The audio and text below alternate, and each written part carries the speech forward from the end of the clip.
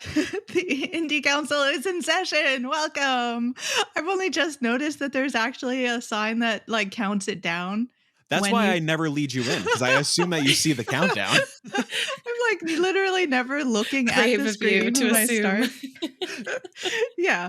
So welcome everyone. This is a place for the obviously leading voices from across the industry to gather to talk news, titles, and everything indie. I'm your master of ceremonies, Jill Grote, the Indie Informer. Joining the council today, getting spooky with it over at Geeks and Grounds, Soft Not Week, Kepler Interactive, and Wholesome Games. It's Jenny Wyndham. Hello. I feel like that last intonation was a little like, Jenny Wyndham, come on down. Come on down. Yeah. I feel like I'm going to win a car today. Fingers crossed. $1, please. Check under your seat. Oh my goodness. It's bees. No.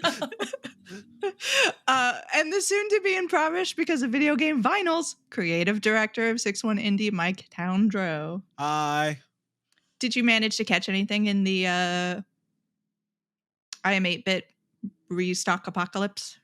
Jill, I have probably $125 to my name until the end of the month. So no, I did not. Okay. Don't tempt him. I can't anymore because like I'm sure they're all gone by now. So I don't know. I'm surprised the Hades one was still Hades around. is still okay? It was still around after like 2 hours. Oh Dang. wow. Because I jumped on there immediately. I was like, get me the Hades one. I missed it last time. I know. I really want it, but no, I mean, I cannot do like a $90 4LP thing right now. IMAP has been going crazy lately. I don't know if you've noticed. Yeah, real hard. Real hard. And I want every single one of those goddamn things they've announced recently. Yeah. And if they I want to can't sponsor look us anymore. Oh, It's I know. rough. See, I do it to myself because I signed up for the text messages, and at this point I memorized the 4-digit like automated text message thing. I see it pop up in the middle of my workday. I'm like, oh, what now? So talking about news in general, let's go into actual indie news, starting with the Steam Next Fest is going strong this week. Started October the 9th and going until October the 16th. I believe that is next Monday. Yep. If time doesn't mean anything, but No. you know, make sure to catch it over the weekend if you haven't already. And the Steam Next Fest, when you talk about it, it's one of those things that everyone's sort of at this point like, oh, that's been around forever. That's just a part of gaming at this point. But like, it actually hasn't been around that long. And I remember its inception. So break out your notebooks because we're going to do a history lesson. The history of Steam Next Fest, starting with the Game Festival. Some people may remember that the Steam Next Fest started out as the Game Festival, and it premiered alongside the Game Awards in 2019. For people who maybe don't know this, I'm sure everyone does, but just in case, Game Awards is in December. So we are at December of 2019, and that's going to be really important in a second. Keep it in mind. Keighley has just separated from E3. They've had a very public breakup. No one's really exactly talking about what happened, but there are some kind of reporting that the ESA, who runs E3 or ran E3, who knows where we're at with that right now, wasn't that interested in exploring like more technology-based virtual innovative options, and Keighley really was. So he split away. This is his Game Awards. He is ready to do something cool and new and innovative. So he partners with Valve and I believe Xbox for the first one as well to do a first ever, like they say this on the website and I'll post it because it's really funny. It's like the first ever digital consumer demo show. And it one of the highlights I've quoted here is that it's more than a dozen first look game demos available to play for a limited 48-hour window. So that's the beginning formation of this. We've got more than a dozen. Like if you think about what we've got today, like a couple more than a dozen games to play, and you can only play it for 2 days. And that's how you first started. And I remember being super excited. This is gonna like age at like as time goes on. This is gonna sound so like old timey, but I'm like, I remember this moment, and I was like, oh wow, this is cool. This is the future. I remember downloading all of the demos and like because you had the limited window, like more so than the week we have now, frantically playing and Yep. recording all of them, like staying up super late, being like, I only have 48 hours, gotta get it done. It was great. And it was a really good list too. Like It's a great list. it was super well curated. The variety of titles was good. The Yeah, variety let of me throw them genres. out here because I do have the list. It was System Shock, interesting. Eastward, Spiritfarer, Moving Out, Roki, Chicory, Wood and Nickel, Haven, Heavenly Bodies, Acid Knife, The Drifter, Carry On, Skatebird, and probably more as we went on. So those were the ones that, according to the announcement, this is December 11th of 2019, introducing the Game Festival. I'm going to post this because it's so interesting to look back at. But that's an amazing list of games. But and super indie too, which is really exciting, especially compared to what we normally think of when we think of the Game Awards, which is very AAA, big budget teams. So it's really cool to see also this indie moment coming from the Game Awards at the time. Yeah, 100%. And it's so interesting seeing something like Acid Knife. I just had a moment where I was like, holy shit, did Acid Knife ever come out? Because like that's been one of my most anticipated games for quite some time now. No, it's not out yet. Hopefully soon. But I can't believe Acid Knife is a part of this. It's crazy to see staple indies like that are so beloved now, like Spiritfarer and Chicory. It's so like I believe A Short Hike was on here as well because before recording I mentioned to Jill that this is back when I did not have a PC. I was a Mac boy, and Mac's not that great with running indie games that are pre-release and not made for Mac. So I remember fondly watching the Game Awards with my MacBook on my lap and attempting to play Carry On, Skatebird, and A Short Hike, and my laptop just like burning my thighs because it was just overheating and just struggling so hard. And in my mind, I was like, frustrated me was like, oh, these demos don't work, blah, blah, blah, blah, blah. But it was just, me being dumb and not understanding PC gaming and how things work. Oh, the good old days. The good old days. The before times of 2019. Yeah. And speaking of the before times, we're getting into the now times, the pandemic era. So it's very interesting what the pandemic kind of did for gaming and how it changed a lot of things and made a lot of things happen or accelerate a lot of things. For the it's not Steam Next Fest at this point, it's still the Game Festival. The pandemic, the first major gaming event to shut down was GDC. I remember this very, very like intensely because GDC being in San Francisco is my major event I always went to, even before I was working anywhere big, because it's just in my backyard. I could check it out. And I was set to go to this and I was so excited. And then it just disappeared. And I have to keep looking at the Game Festival. Slid right in there, took that opportunity, was like, hey, there were a lot of people who were expecting to show off their games for spring of 2020 who are no longer able to, and there were a lot of people who were hoping to play games. So now let's go ahead and do another edition, the spring edition of the Game Festival. And it's so funny going back and looking at some of the old articles because now they are excited to announce that they have over 40 games to play at this particular festival. And it continues on. That's a success. They get a summer and a fall edition. And when you get into fall of 2020, you're starting to see 100+ demos. That's getting a little bit separated from the Game Awards. It's no longer a like Jeff Keighley associated thing. And so in March of 2021, the following year, they officially relaunch it as the Steam Next Fest with the criteria that games have to be set to release after the Next Fest is done, and games can't have been kind of highlighted in the previous Next Fest. So that's where we sort of are now, and now it's like hundreds upon hundreds of demos. You could literally never ever finish every single game, and I wouldn't even ask anyone to try because it might kill them. But so I wanted to have everybody on shout out their demo recommendations, and I capped it to 3 because we were all like typing furiously, like these are all the greatest ones. So I am going to shout out another Crab's Treasure, obviously. Yeah. Like Aggro Crab, we're a huge fan of that studio here. Their game is great and silly and ridiculous. I just finished Europa last night. Oh my gosh, this is like playing a Studio Ghibli game. I'm like blown away by how beautiful it was. And I'm just like soaring around and like floating and like gliding by antelope or whatever. It's so fantastic. Go check it out. And then Enshrouded. So cool. It's dangerous. The first time I downloaded this, like I got a code just before the week. The first day I downloaded it, I put like 6 hours into this. Damn.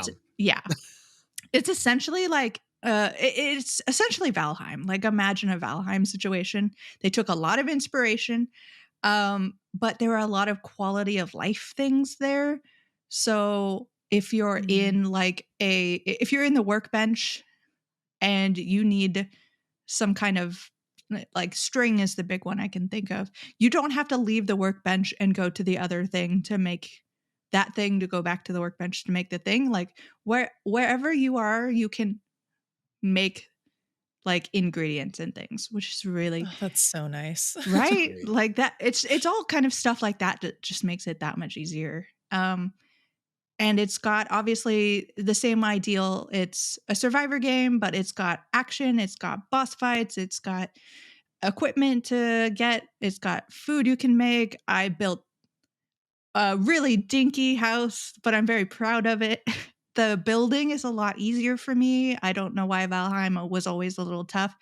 But it's got this thing where you can just pick like, I just want walls. Just let me build walls.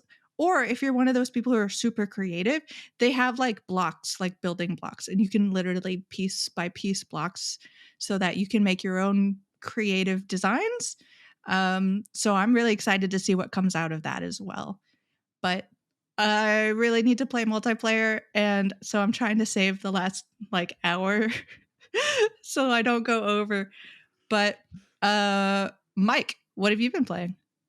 I do want to quickly piggyback off another Crab's Treasure. I won't go too long, but the Crabs understood the assignment. They nailed it. It feels great. It looks great. The humor is great. The sand, was it the sands between? The sands between broke me. That was just perfect. Anyways, Motor Doom is really dang cool. Motor Doom is Tony Hawk's Pro Skater, but Vampire Survivors. And it is so kick-ass. The demo literally pretty much adapts the warehouse from the first Tony Hawk game. And you're going around doing the Tony Hawk thing. Like, if you know how to play Tony Hawk, you know how to play Motor Doom. Like, on an Xbox controller, like, X is your flip tricks, B is your grabs, A is your ollies, Y is your grinds. It feels the way it should feel. But yeah, as you progress and you're doing runs, there are enemies around the screen. You're auto-firing, and you're doing the Vampire Survivors thing of collecting cards and collecting experience, and it's so good. It feels great. And it helps that it's backed by a killer deathcore soundtrack. It rules hard. Golf Odyssey 2 DX, lovely little mini golf game. Well, not mini golf, I guess like regular golf game. Beautiful sweeping pixel art. It is essentially, it reminds me of a Flash golf game where you literally just with the mouse, you click and drag to control like an arrow. So you're controlling the power and angle of where you're hitting your ball, and you have to make the shot within a certain amount of hits. If you make it, you get birdie, birdie, par, eagle, whatever. And that like gives you more coins and a higher grade at the end of the course. If you don't make it in a certain amount of shots, you have to restart the course. We were just streaming this over on the 6-1 Indie YouTube. Course 2, hole 4, I believe, was driving me into madness. I was screaming throughout the entire time because I kept failing. I eventually prevailed though, because I am a mini golf champion. And then Yellow Taxi Goes Vroom. Yellow Taxi Goes Vroom. The pitch best describe this is Crazy Taxi meets Mario 3D World. So you are a little taxi, and you're doing the Mario 3D World thing of going around an open biome and collecting little gears, or in Mario terms, stars. So you're going around platforming, collecting gears, and completing little platforming challenges to do the collectathon kind of thing. While you're doing that, you can also like destroy the environment a little bit to get like coin bonuses. The second level is more Crazy Taxi, where you are picking up customers and dropping them off into locations to up your time to be able to go around and collecting the gears and stuff. With coins, you could customize your car a little bit. I got myself a little top hat. I was a real fancy bitch. It was great. And it definitely, like, it's very tongue-in-cheek with its writing and its humor. Like, you're taking on an evil corporation named Tosla, I think, with like Elon Musk at the helm, something like that. Your mentor is, or the guy that helps you out, is Morio. Like, they very much like are very self-aware, and they know what they're trying to do. Even like the boss of the first like big level is pretty much like King Babam from Mario 64. And it's great. What really like sold it for me is just how the game feels. Like, the driving feels really tight. It feels like I am moving like it feels like I'm moving Mario around. Like, it doesn't feel like a floaty car where I'm racing. Like, it feels like a precision platformer, and everything feels really tight, really good. The collectathon aspects really got its hooks in me already. Like, I could see myself really sinking in hours to collect all the gears in the level, collect all the coins in the level, get all the customers. Like, yeah, it feels really great. I'm really looking forward to it. It seems like there's no date yet. It seems like it's close because I did pop a Steve achievement. So yeah, good time. Highly recommend it. And those are my 3. And that leaves us with Jenny. What are your recommendations? Oh gosh, it was really hard to pick 3, to be honest. At first I was like, I don't know, I could pick 3 easy, 10. But oh my gosh, yeah. The first pick that I have, no order, but just the first one, is Karmazoo. That is just an absolute blast. You're just playing this character. It's a multiplayer online game where you work with other players who you don't necessarily know. It's just kind of feeding in from the internet and trying to get to a portal. But the trick is you got to be nice, and you have to stay close and work together to actually get through these obstacles. What was that? It's like Ultimate Chicken Horse, but a lot nicer. Yeah. I feel like in Ultimate Chicken Horse, you can sometimes go kind of wild, just like trolling your friends. This one definitely encourages a bit more cooperation, which I thought was really fascinating, and just really cool design. I also played été, which I think means summer in French, if I remember correctly. It's like a it's like a double meaning. It's like summer, and then I can't remember if it's like memories or recalling something or something that's like so that. Cool. It's so good. It's really good. And été was this lovely painting game where you are the narrative is you're set in France. You're spending a summer just painting in this location.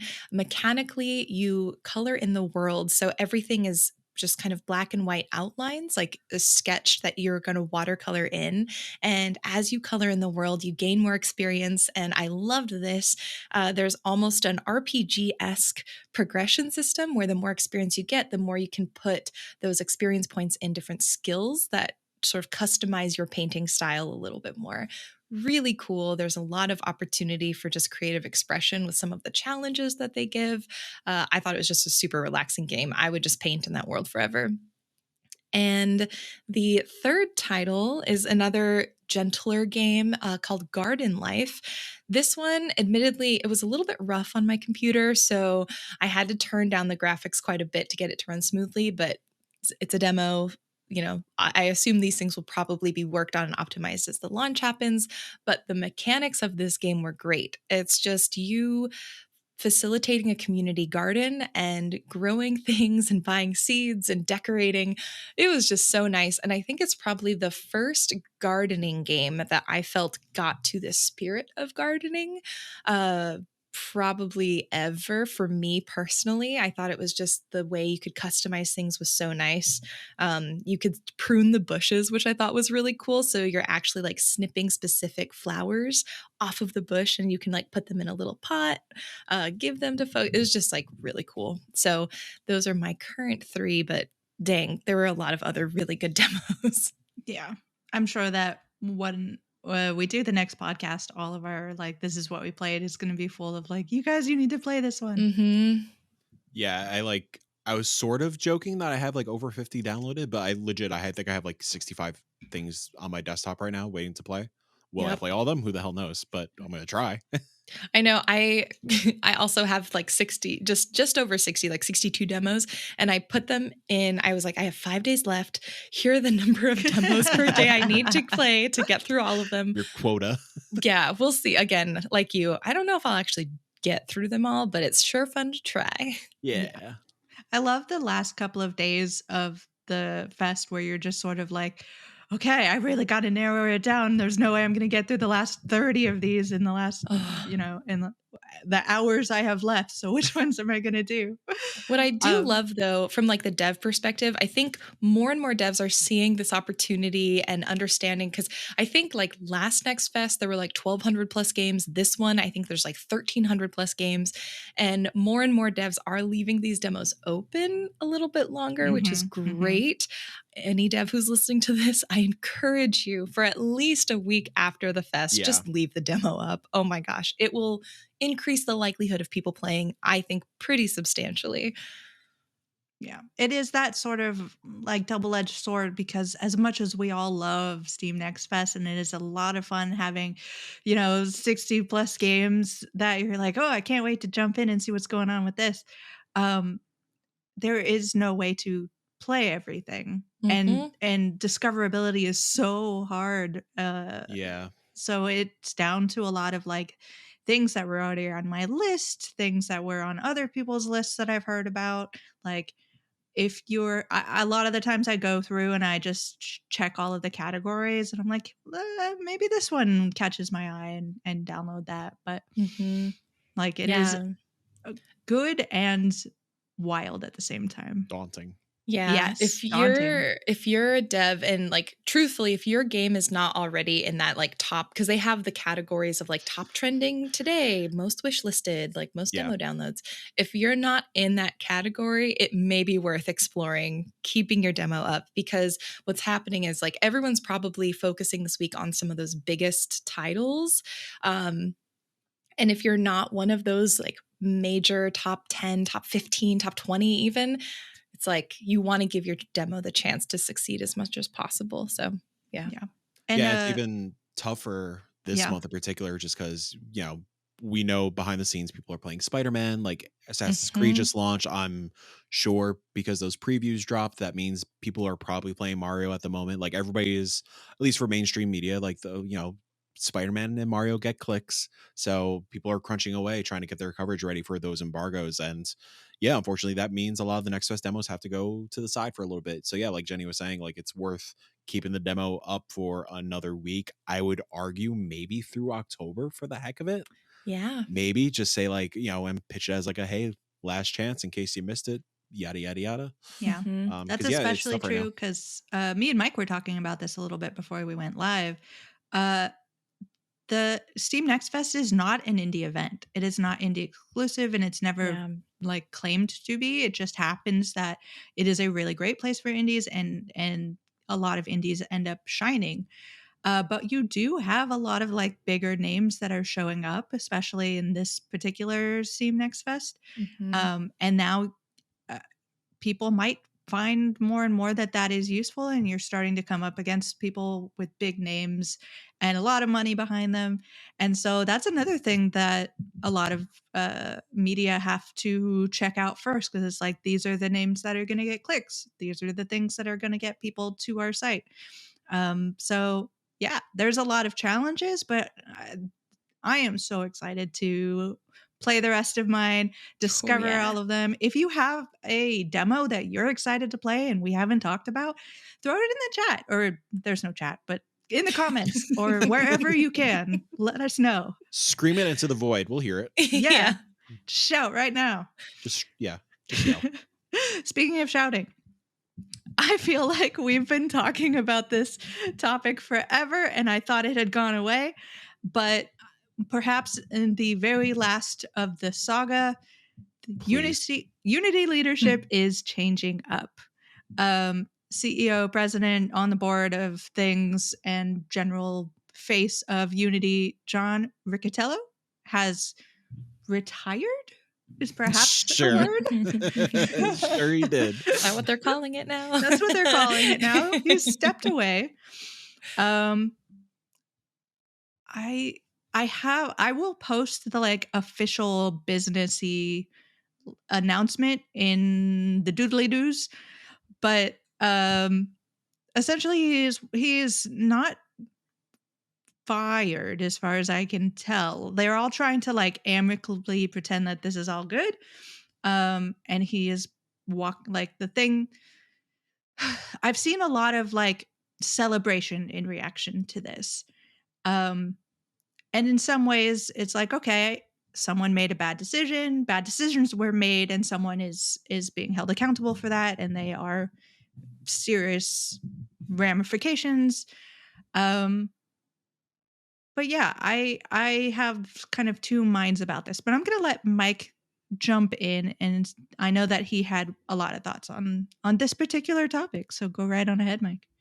Yeah, I don't know. Obviously there's been a lot of mixed reactions, I'd say. Like, I think a lot of people are taking it as a joke. I mean, my favorite thing in the world, speaking of another crab's treasure, was the aggro crab tweet of the LeBron image, but SpongeBob. Yeah. It's incredible. Yeah, I mean, like, I'm surprised this actually happened. I'm surprised he, quote unquote, stepped down, retired, whatever you want to call it. I thought they were going to be really stubborn and just like see the storm through, but I guess they really saw that people were jumping ship from Unity, exploring different options, and they're clearly on damage control at the moment. Like, I'm looking into good old Jimmy Whitehurst over here. I mean, this man, no experience in games or anything. Granted, he is the interim. He's just like, the middleman at the moment. I'm sure they are gonna, well, you like to think that they're gonna get somebody experienced in games to take lead. But yeah, I mean, he was previously the president of IBM, COO at Delta. Like, this man it very much reads like damage control. Let's get back on track before we give the keys to the next person. Kind of a maneuver, because that's what they need to do right now. They broken all trust. Like, we sound like a broken record at this point, but yeah, Unity broke all trust. This is something that had to get done. Who knows what those backroom conversations looked like. I would love to be a fly on the wall to see like what that board meeting looked like, if it was amicable, if there was some sort of settlement. I'm very curious to see what happens, but I'm sure what's his name? I already forgot his name. He's already dead to me. John. I'm sure. I'm sure John is going to be relaxing for the rest of his life. Swimming in his pool of money. So no harm, no foul for good old Johnny boy. Like, let him enjoy his life, I guess. But I'm curious to see what the next steps are. I'm curious to see who takes over. It's also a very interesting kind of like complementary story with the whole PlayStation thing as well, like with Jim Ryan stepping down, and they're also have somebody in the interim for whatever reason, maybe just Jim was a little too hasty and didn't give him enough time. Granted, it could be the same thing with John, hence why they need somebody in the interim. But as somebody who was part of an organization that had an interim person and knew like the back conversations that were not super public, it was very much a damage control kind of move. But yeah, I'm just curious to see what the next step is. I'd imagine like we're not going to be hearing many updates for the foreseeable future. Maybe 6 months down the line, we'll see how long this in between period lasts. But yeah, interesting. I'm excited to not talk about it for a while. Also, yeah, it's like between this and the fucking Microsoft deal with Activision, I'm over it. I think for me, that's sort of where I land too. I'm looking towards the future for this. I don't know exactly what this means, if this is supposed to be a kind of a sacrificial olive branch situation, Yeah. or whether or not the next person is going to bow to the same pressures and do the same things under a different name. Like, we don't know if Unity's going to come back next year and say, like, okay, we're going to do a whole new thing, which you all have to worry about now. But so real quick, okay, no, I was gonna say, is he still like a member of the board? But no, he's like stepping no, out. He's he's out totally stepped completely. away. Yeah, like it's nice to know that they understand that this had to be done. Mhm. But Jill, like you just said, like it could just be for show. Like it's still like the same board in place that made the decisions to begin with. But Yeah. That's I kind don't of know. where my head was at. I think I think I'm a little bit more cynical on this whole thing. I think, Unity being in damage control needed a tribute for the masses, and they Mhm. needed, like you said, Jill, a sacrifice, and he was the face, so he had to be the one to be put on the chopping block. Because the board hasn't really changed. I think the person actually who took over his board seat, like, has been there, has like a good chunk of shares in Unity. So I feel like the decision makers who have been making these calls that aren't good are still there. Yeah. So unfortunately, I don't know this will change much in the broad scheme of things for Unity and their goals and progression. So it's again, I'm not upset about it. I'm like, hey, I'm glad he's out. I just am skeptical in the sense of this representing any sort of positive change. At best, it'll be kind of a neutral for now, I think. Yeah, it kind of feels like I think the perception, and I feel like this is what they intended. I think the perception is like, oh, this is like Bobby Kotick getting fired. Like Bobby Kotick, scumbag, like certified scumbag. Is again, I keep forgetting his name because he's dead to me. John. Is John a certified scumbag in terms of a human being? I don't know. Like, yes, he was the name, he was the face, he signed all the letters and stuff like that. But yeah, at the end of the day, it's still the same board. But I think public reception or whatever is just going to view things like, oh, the big guy is out, so things are definitely going to change. It's going to be fine. Oh, John is out. Oh, we could continue working on Unity. We don't have to learn another engine right now. We're good. But then, 8 months, 6 months, whatever down the line, when they start talking about policy changes and stuff with new leadership, quote unquote, like, I don't know. Yeah. I don't know what it says about me that I smiled when Jenny was like, I'm going to be really cynical. Like, Jenny's going to be cynical? Let's hear it. But let's continue. I'd love to be proven wrong, but yeah. Yeah, I would love to be proven wrong. I would love for things to be great and Unity to continue being a fantastic platform for devs to express their creativity in a comfortable manner and in a tool set that they're used to and not getting backstabbed by. But don't trust it. Yeah, we'll see. It's possible. Let's believe in the best possible future. The ball's in your court, Jim. Ghoul. Unfortunately, we have sad news from sad news to sad news.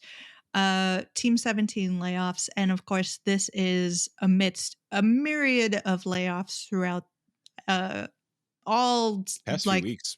I mean, the past year, but like really, the past few weeks have been rough. Yeah, and I did see someone kind of represent that a lot of companies have their fiscal end of year at the end of October or the beginning of October. So that might explain a lot of why that's happening. But let me go ahead and read from Eurogamer. And this is Tom Phillips. Thank you so much for your write-up. And there are a lot of updates to this. So I'm going to start with the original story.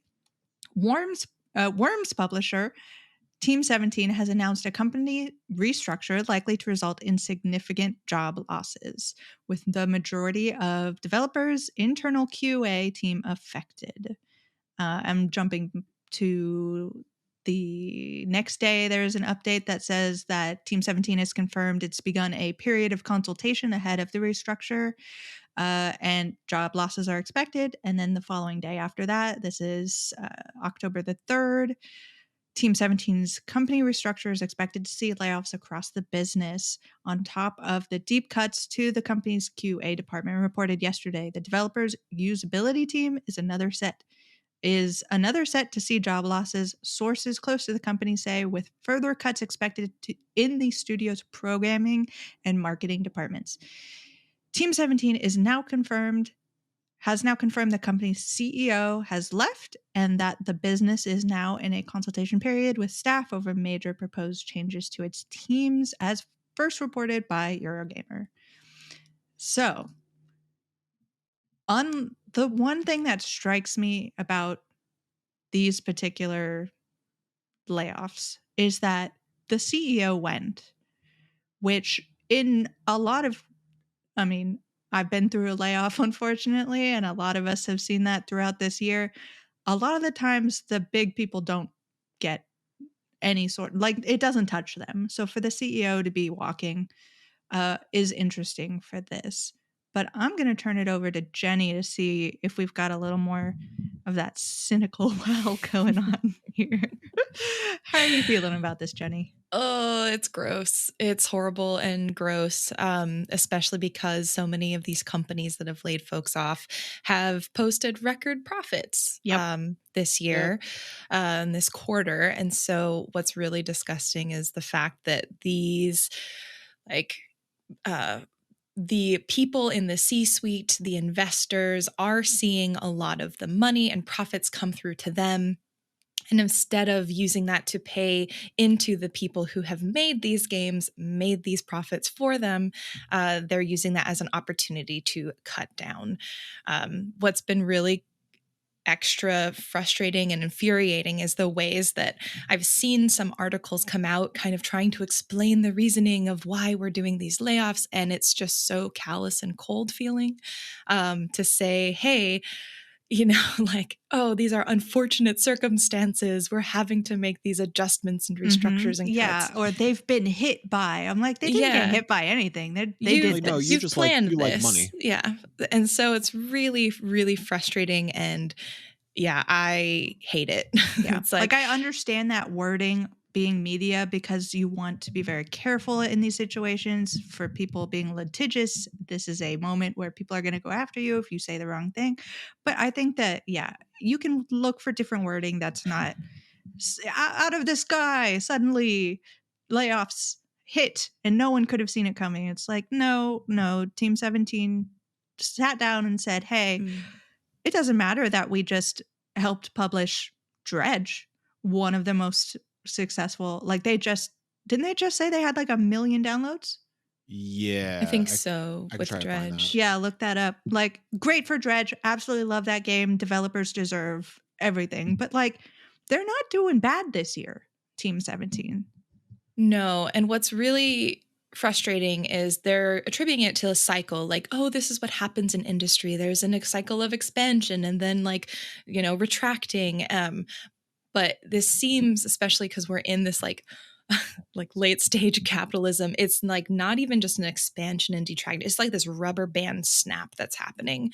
And so I'm just really disheartened by all of this news. And admittedly, like, we are going to be seeing the ripple effect of this for decades to come in the industry, because what's happening is we are losing really talented folks from the industry completely because they're going to have to find other jobs. They won't be coming back. So this knowledge loss that's going, as well as just the human cost of having people and having their lives upended, is just, it's wild, especially considering, again, the profits and the success the industry has found, especially this year.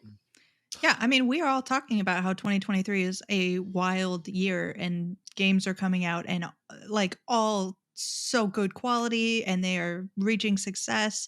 And crushing the fact records. And the fact that this is the response to that, like, okay, you guys are no longer useful.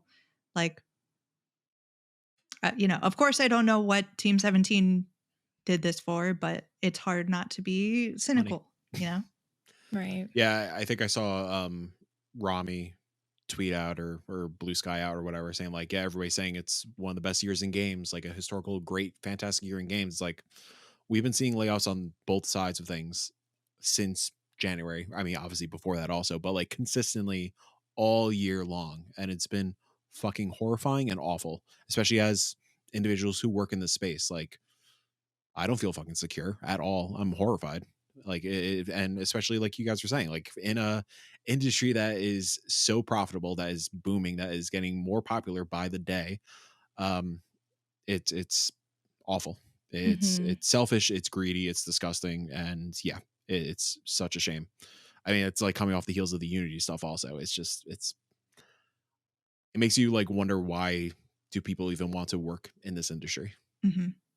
Yeah, And it is scary thinking. I've thought about this for like the media side of things because I've been involved in that, and just like the amount, like Jenny was saying, so she put it so perfectly, like the amount of information that institutional knowledge is gone. You just don't have it anymore. Like a lot of the people that left for Game Informer before me and Game Informer during my time, they were there because they knew things other people didn't know. Like they were like experts in their niche. And now we just don't have them. And some of them are not back. Some of them, I mean, I was not interested in rejoining another outlet. You know, I started my own because of that. But a lot of people don't have that ability. So you have people who's like, well, it was nice to get the quote unquote dream job for a little bit of time in my life. Now I have to go out and like work in an office or something. Right. And what this really perpetuates is because we are going to continuously be stuck with people who are at an entry level point in their careers, whether it be time or knowledge. And so that then leads to further, I think on both sides, media and game development, where it can lead to further exploitation of people. Like we've talked about before on the podcast, like they want their dream job, they want to work in their passion field. It's going to allow these companies to further exploit people because that is just this never-ending cycle of having the knowledge leave, bringing in new folks who are inexperienced, and then taking advantage. And then they get burnt out, they leave, and it continues. And it just means that in the future, like what do games look like when everyone working on a game is like entry level and have no, like if you have no ability to get to 5, 10, 20 years in this business, like how do games get better? Like at what point does the product start to suffer? The thing that we all love, the hobby that we are all here for, because we all believe in games and we all believe in how much games can do. And we love what happens when we're playing games and how we feel when we're playing games. Like what happens to that when people stop like being able to be protected and to actually put their passion and love and energy and have knowledge of making good games? Like it's wild. It's wild to think about. And how many folks have already gotten discouraged and just put it down? Like, you know, how many times do we see the debut from a solo developer and it's like the most like astonishing thing of the year? And like, you never know, like somebody could have read these stories and be like, you know what, fuck this. They could have been making the next Celeste or whatever, like for as an example. I mean, you know, if I was a dev like that grinding away, or like somebody in college like working in Unity or whatever it may be, like, yeah, is it worth it? Am I going to risk not having food on my plate or like a stable income or anything like that? And like, why am I pouring everything into an industry that doesn't want me back?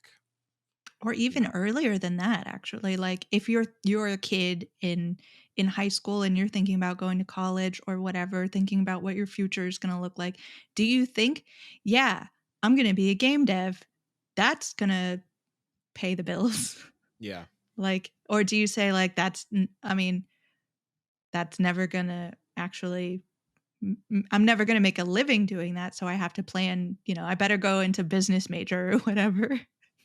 I mean, do we see a future where the industry starts unionizing like as a whole? Like, I was going to say, I think this is why unionizing is so important. Yeah. And fortunately, because we're coming off the heels of, you know, hot labor summer and all of the strikes that were happening, I think what is really exciting Hot is labor summer. I love it. Jenny, that's perfect.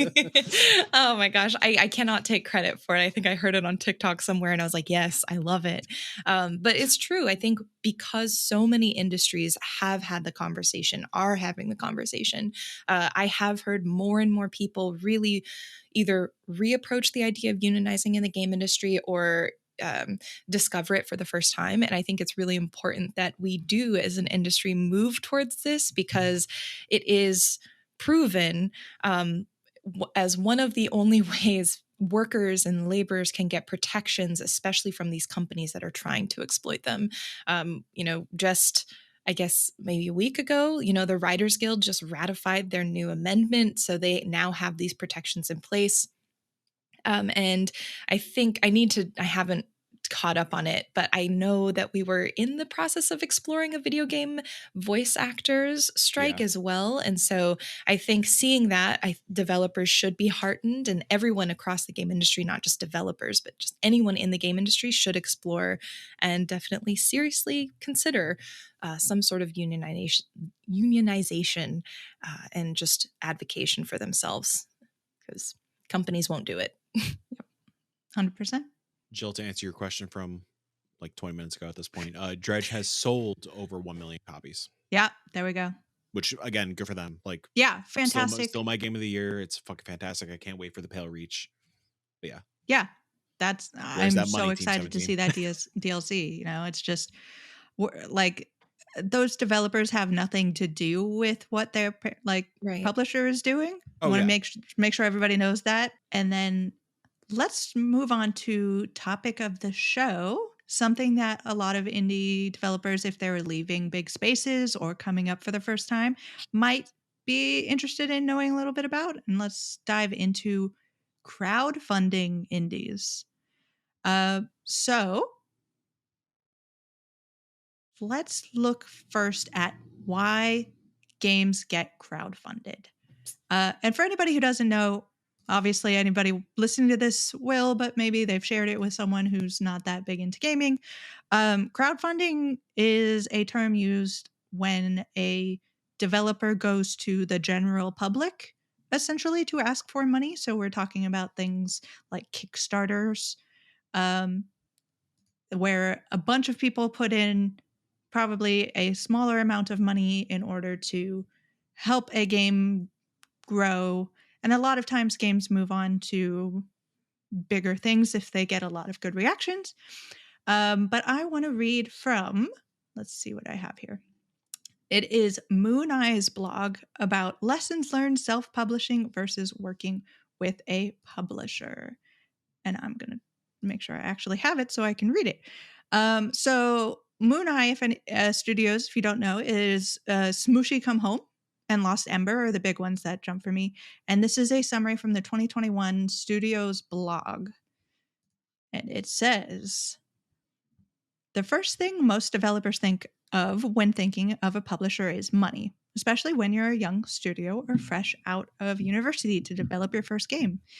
You just don't have the funds available to pay for everything. After all, game development is expensive and takes a lot of time. But if money is all you need, there are private investors, depending on where you are, government funding, also depending on where you are, options that would probably take a smaller cut of your revenue after release. A publisher should be more than just a bag of money. They are responsible for bringing players to your game, freeing up your mind to concentrate on development. So why did they go with a Kickstarter instead of a publisher? They say, before the Kickstarter, we were pretty much broke. We didn't have any money at all, and at no point could we say with certainty that we could maintain our studio even for another 2 months.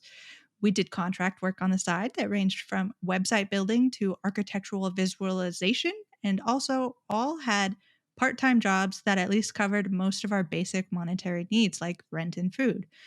But we knew we couldn't maintain the state for too long, as it was very much a strain on our mental health. So it was pretty clear that we needed some external funding. Back then, and this is, I believe, 2020 is what they're saying back then. But don't quote me on it. It's before 2021. Back then, there was no government funding available in Germany where they're working. So our only realistic option were investors, publishers, or crowdfunding, as no bank would give us a loan at that stage. At that point, pretty much all investors that we talked to thought it was too early in the development and too much of a risk. So we're down to publishers and crowdfunding. We pitched the game to several publishers, and some of them were really eager to convince us to sign with them, but some wouldn't even invest anything or far less than we needed. So this wasn't really an option. Those publishers might have helped with the Kickstarter or made it easier to get funding from investors, but that wasn't guaranteed. And without any investment, we felt that they didn't have anything to lose from just not doing anything anymore. So why would they if they sign another more profitable project? We were looking for at least some kind of commitment, but there were also publishers that would have covered what we were asking for back then. The way that usually works is agreeing on a milestone plan and then having to submit something for those milestone plans to the publishers. If they think it's going in the right direction and the milestone was met, they send the next chunk of money. There's one very obvious risk with that. What if we can't deliver a milestone? Or what if we realize later on that we put down for a specific milestone that doesn't make sense anymore? Now, I guess pretty much every publisher will tell you, don't worry, we'll find a solution for that. But that's still a heck of a lot of trust you have to put in them because technically, they could just terminate the contract at that point. And if you weren't careful enough when reading the fine print on your contract, either demand refund on their payments or take the IP or whatever else that would effectively cancel your game. I guess most small to mid range publishers really don't want to do that and would likely really find some kind of other solution. But since you most likely don't know them, you can't be sure of that. We certainly weren't. Another very important point in our decision was what if they sign a better game and focus all their energy on that? If our game doesn't perform as well as some other game, they will still put time and effort into promoting our game? There would still be the benefit of being a part of a bigger library and maybe bundles and things like that, but at that point, we would have had to take care of social media and community management ourselves again, which is not what we were looking for. And that very much leads to the next question. What if they don't do a good job? There are so many games out there that have a publisher and only a couple hundred sales. If all that publisher does is a tweet or two on release date and put the game on sale every few months, that's something we could easily do. All these points basically mean that we had these options. Go with a publisher that we believe will actually do their best to push the game forward, but wasn't able to cover all development costs, or go with a bigger publisher that we weren't so sure wouldn't just do a half-hearted job. But we quickly decided that if we were going to a publisher, it could only be someone who we believed would actually put some effort in. I'm going to skip ahead here. I won't go into much detail about the Kickstarter and the preparation we did. Maybe that's something for another post. But let's just say it turned out to be the right decision. So that was a big chunk of that, but that's not at all of it. And I'll put a link down in the description so people can check out that whole thing. But that really walks us through a lot of the thought process in a developer's mind as to why crowdfunding is perhaps the best option, because there are minefields all over the place with a publisher. They explained it like there are monies, things they need to worry about. There are connection things they need to worry about. There is the possibility of losing your IP if you can't make milestones. So crowdfunding does allow for a certain amount of freedom. And I feel like I've been talking forever, so I'm going to turn this on over. Let's see, Mike, what do you think about this? Yeah, it's tricky, right? Like pretty much what they just said, like running with a publisher, if there's not full transparency, if there's not full honesty, trust, results, like you don't know if and when you could get screwed. There's always a loophole, or I shouldn't say always. I'm not going to assume that everybody's evil. That it's easy to assume everybody's evil.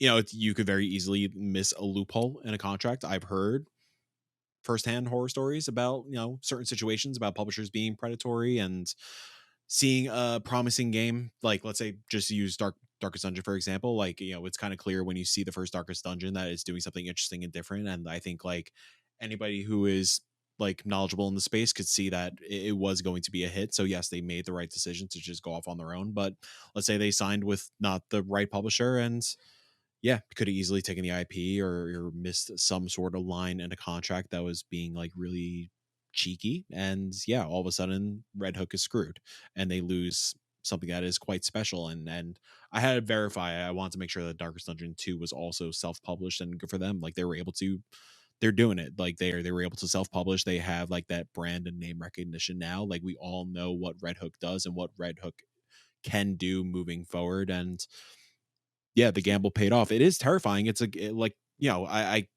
can't imagine trying to get a project like this out the door and like literally not having any funding. Like sometimes your back is against the wall, and when your back is against the wall, it could make for hasty decisions, sometimes lucky decisions, sometimes not so great decisions. And yeah, sometimes out of desperation you could get really screwed. And it's not your fault. Like people are human, and it is what it is. But thankfully, they trusted their gut, and the community backed them, which is great. Yeah.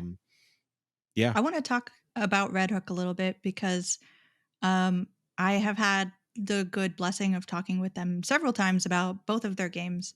And I did actually talk to them about their Kickstarter, their original Kickstarter. And I asked them, part of your goal with the Kickstarter was to be able to support yourselves. But did you ever think about going with a publisher or somebody who would take that financial burden off of you? And their response was, we looked around and there was some publisher interest at the Game Developers Conference, GDC, that we attended after our Kickstarter closed.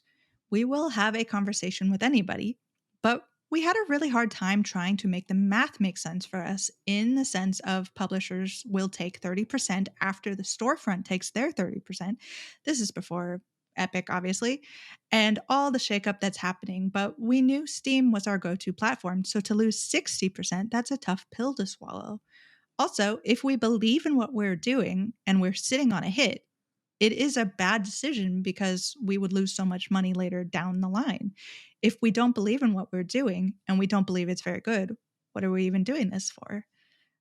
So that's a really interesting glimpse into the thought process, because not only are they worried about the publisher taking a cut, which they would, but storefronts all take cuts as well, which is a big part of why the second game went on to Epic for early access.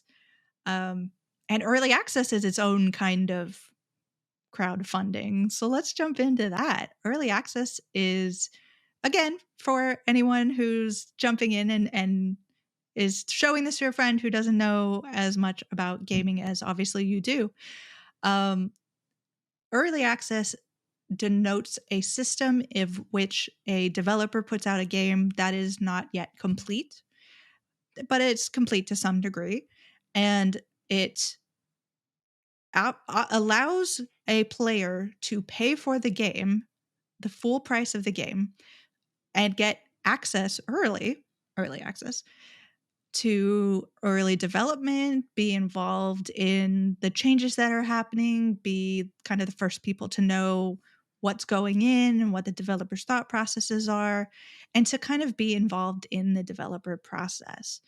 And there are, pros and cons to both sides of this, which I find very interesting. I mean, first of all, if we're talking pros and cons for like Kickstarter, there are plenty of examples of Kickstarters that raised money and then disappeared. Just disappeared. The game never came out. Or games that seemed like one thing but turned out to be another thing because they didn't have enough money to maybe complete their vision.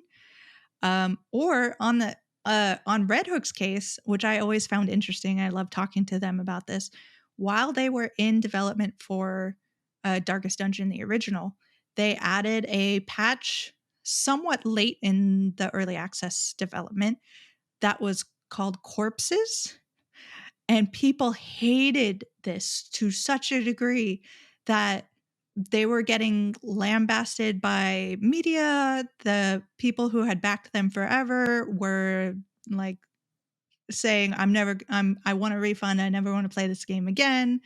Like, so when you are a developer and you are in, your game is not done and you are changing things, you also have some sort of danger to putting your things up and having the community react to what you are doing and how you are changing things. And there's a lot of pressure looking over your shoulder of expectation and managing those expectations. And sometimes, not everyone on the internet is 100% reasonable.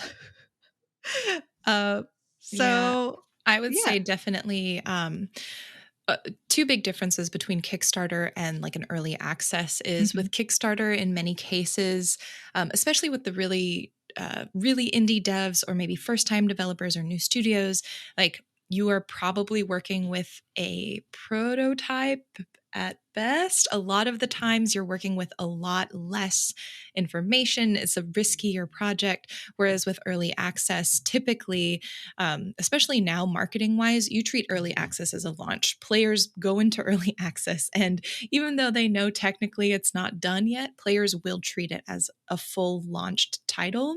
Mhm. And so there's a lot more, I guess, marketing effort that needs to be put into an early access in that way.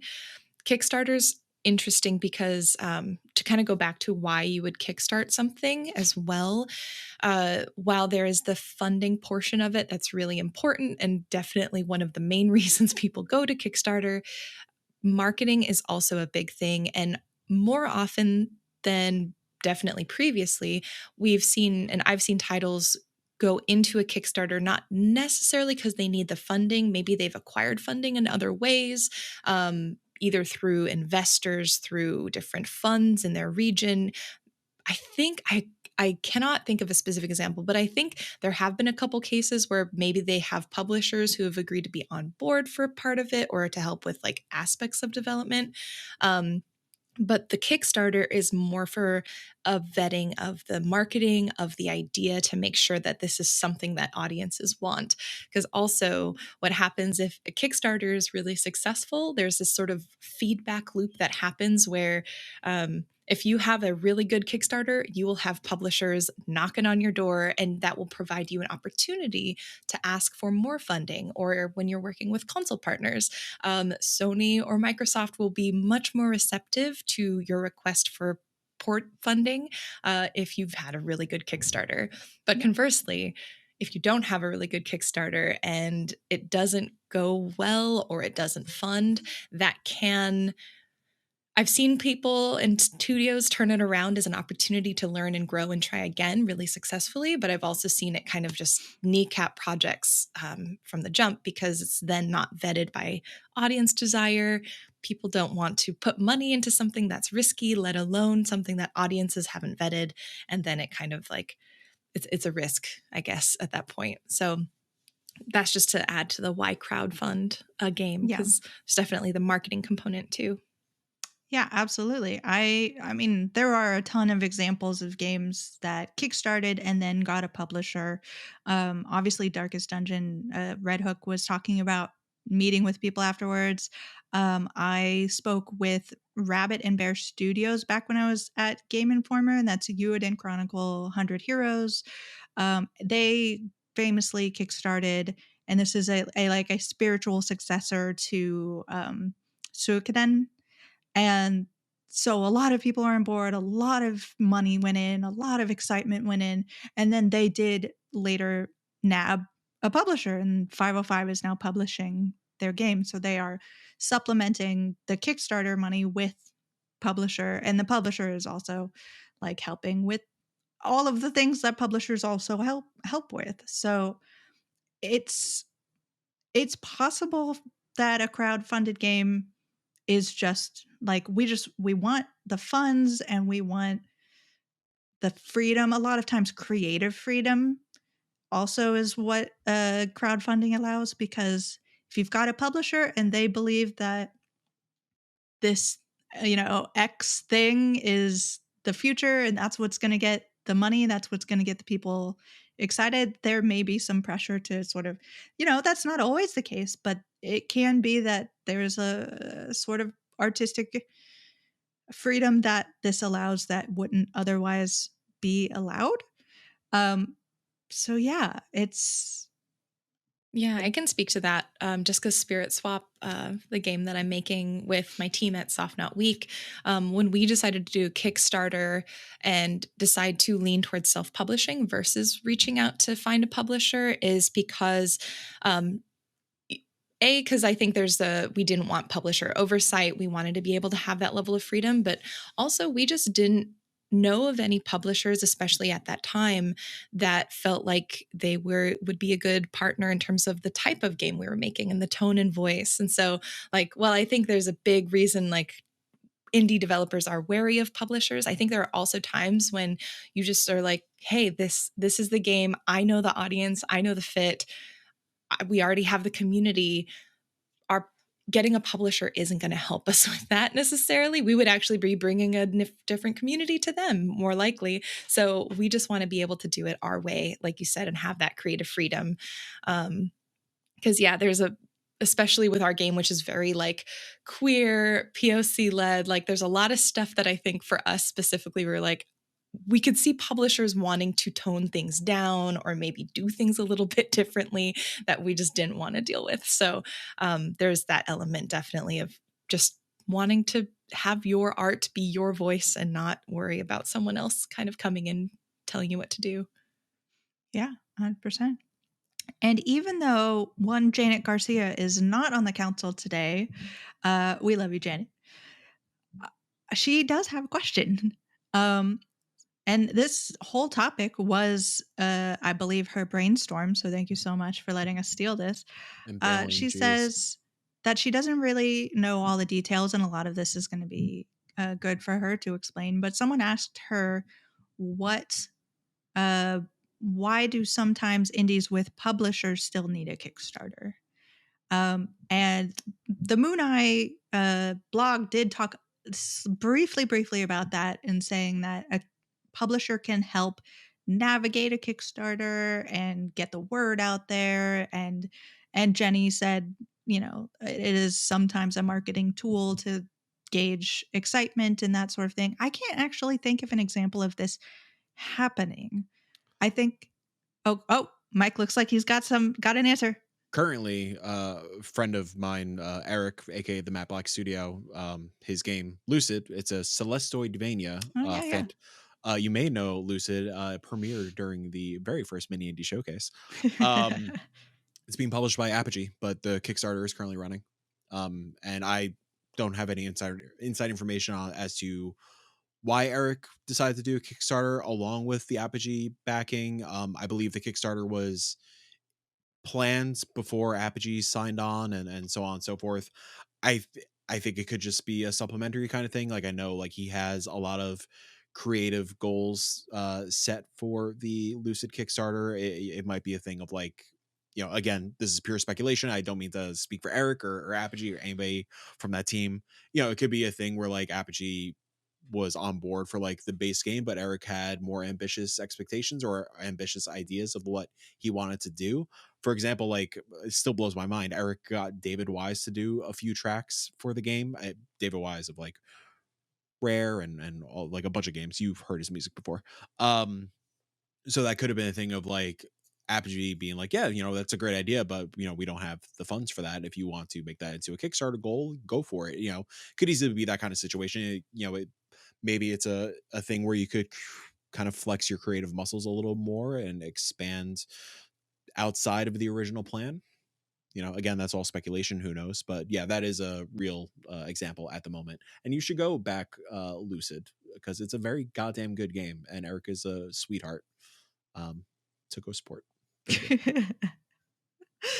Yeah, I couldn't think of any titles. Well, no, there's one that was unsuccessful that I can think of. But they're all, I think, for reasons that Mike mentioned, where it's a combination, and it kind of depends on the game and the studio and the publisher, right? Because some of them use it for the marketing tool, some of it use it to expand the scope of the game, or cool merch or things that they want to do after. Yeah. I think the one that I'm thinking of was which is interesting because that actually is an instance where it's a developer / publisher is Whitethorn Games. They had the Kickstarter for Whalefall, I think it was called. Okay. Yes. Whalefall, which aimed for, if I remember, like 50 or 75K. It ended up being unsuccessful, but I think in that case, it was an opportunity for them to vet the idea and use it as a chance to work on a community focused, feedback focused game. So it wasn't like early access, but I think they were using it as a way to vet, is this something our community would be interested in? We're not going to put too much more effort behind this game if maybe it's not kickstarted or not doing well in this way, or we're going to have to pivot and probably find like other sources of funding or other ways to make it happen. But I don't know. Actually, now I'm curious what happened with the game. But that was an instance where it was like a publisher / developer that did a Kickstarter with the game itself. So now I'm like, I feel like I've heard of this game recently. Yeah, I'm like, somewhere. did they end up just finding different funding for it? So you or look something? that up because now I'm curious. But I did want to talk a little bit about, like, I have definitely, and I don't want to say because, same reasons, I don't want blowback on anybody, but there have definitely been instances where large established companies have gone to Kickstarter to fund a game.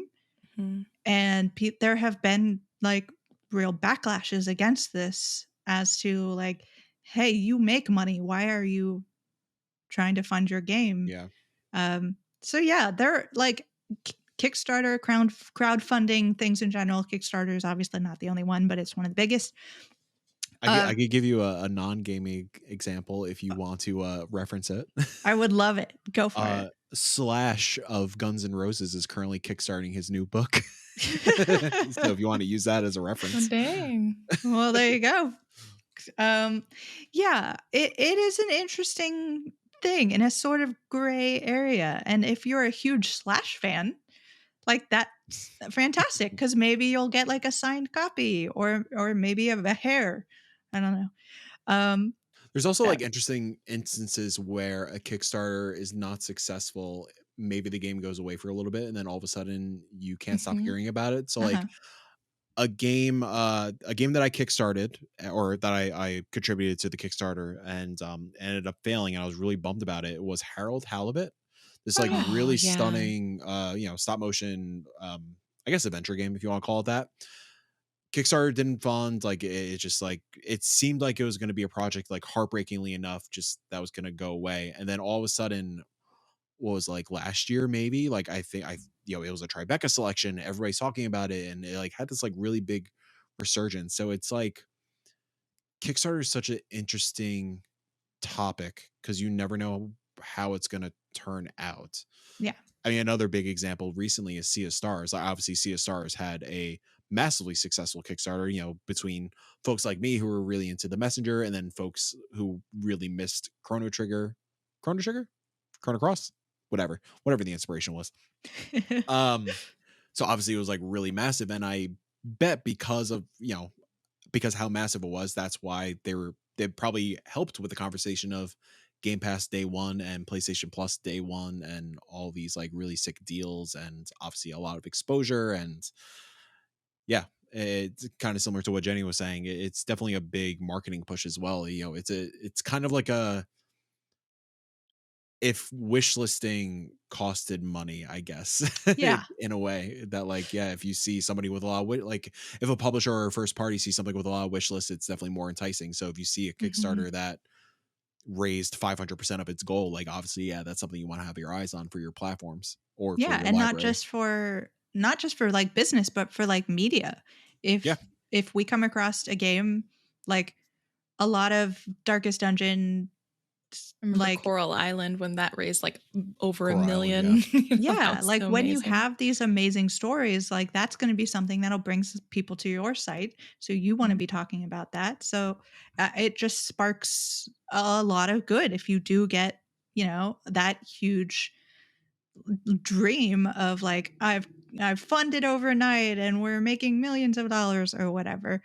Unfortunately, that's not the case for most people. Right. And it is a risk for both sides. It's a risk for the developer because you don't know if you're going to make the money.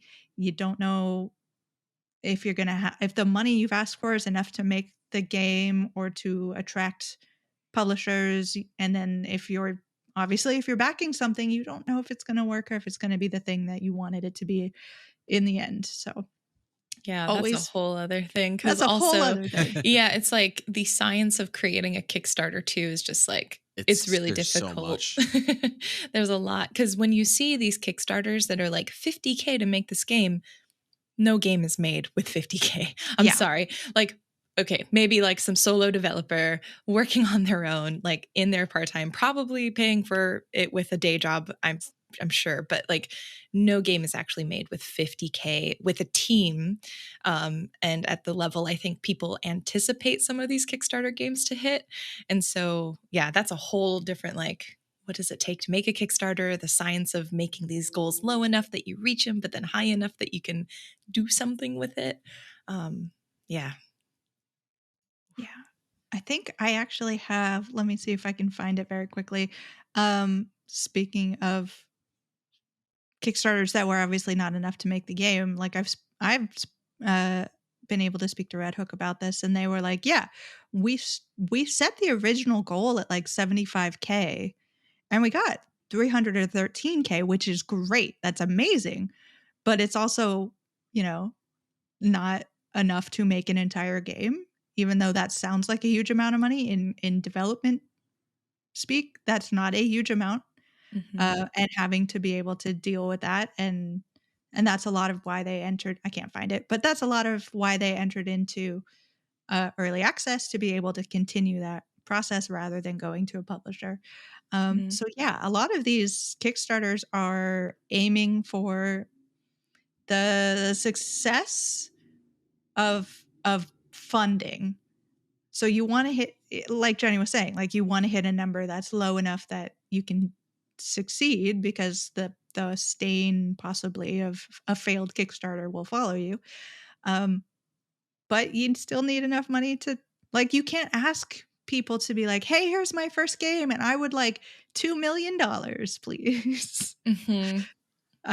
So yeah, it is a very interesting science. And Just a quick update, because I looked up oh Whalefall.